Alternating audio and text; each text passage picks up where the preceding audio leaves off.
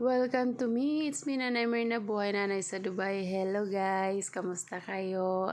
Thank you so much sa mga nag-like and follow sa aking reels. At ito na nga mga kananay, pinatulog ko muna si Bibi at niligpit ko yung kanyang mga laruan dahil si Nanay Myrna may plano. May plano. Ano tayo ngayon mga kananay, magkukulay. So ito na mga kananay, bumili ako ng pangkulay kanina or kahapon. Ganito lang magkulay, magsasarili ka sa bahay. I-mix mo lang yung ingredient ba to? Tapos i-mix well mga kananay, ganyan. Tapos pag mix well na siya, syempre magsuot tayo ng gloves. Maglagay tayo ng plastic sa likod at syempre magsuot tayo ng itim para hindi mamansyan yung ating damit. At pagkatapos suklahin natin ang ating buhok at magsit tayo ng pakunti-kunti lang i-apply ng buhok. Gumamit ng brush. Tapos ganyan mga kananay. Napakahirap talaga mag voice over, nabubulunan ako, ang daming sagabal sa aking lalamunan. So yun mga kanana, ganyan lang, no? Kung nasa bahay ka naman, hindi mo kaya ng ganyan, may kapatid ka o kaibigan o magpa-utos ka, magpa-apply ng kulay ng ganyan. Dahil kung gusto mo nga makatipid mga kanana, ito makakatipid ka, ang gagastusin mo lang dito ay yung pambili ng kulay. Kaya lang mga kanana, hindi natin makukuha talaga yung gusto nating kulay dahil pag may gusto tayong kulay, kailangan i-bleach muna yan. So, pero okay lang, basta importante na gawa mo yung gusto mo, ma-feel mo kung ano yung gusto mong ma-feel, okay? Dahil ako nga ay nai-stress na, gusto ko, feeling ko nagpasalon ako, charot. So, yun na nga mga kananay, tapos na nga ako mag-apply, yung remaining in-apply ko by hands.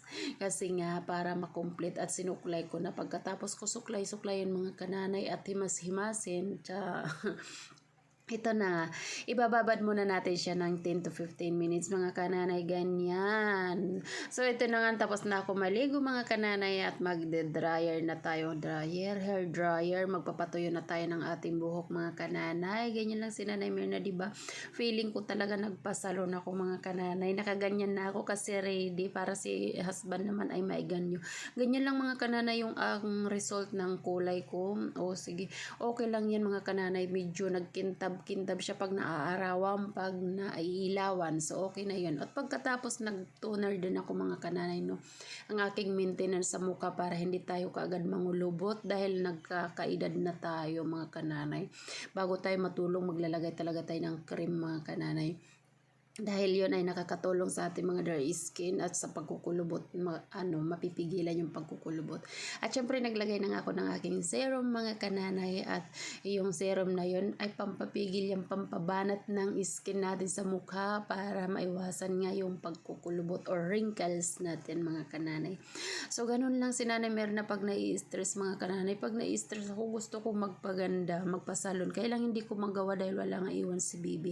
At syempre naglagay rin ako mga kananay sa aking lips ng lip balm o lip gloss para pagka umaga nagbabalat yan, nagre-replace siya yung new skin, nawala yung dry skin.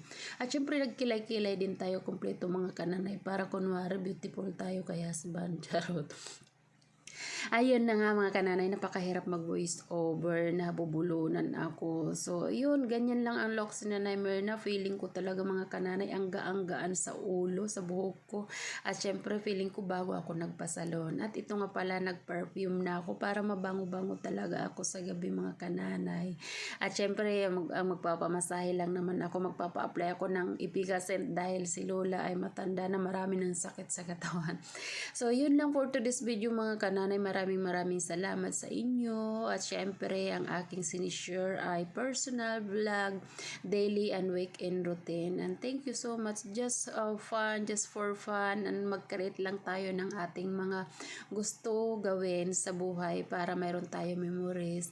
Yun lang mga kananay, diba? Kahit na si Nanay Myrna ay 42 na, maraming problema.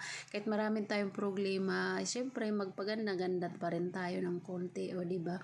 Bye-bye! Thank you so much for watching, and sana ay okay kayong lahat, and maraming salamat sa mga nag-like and follow. Sa hindi ko pa nababalikan, just stay tuned lang po kayo dahil pupunta rin ako sa inyo. So, yun lang!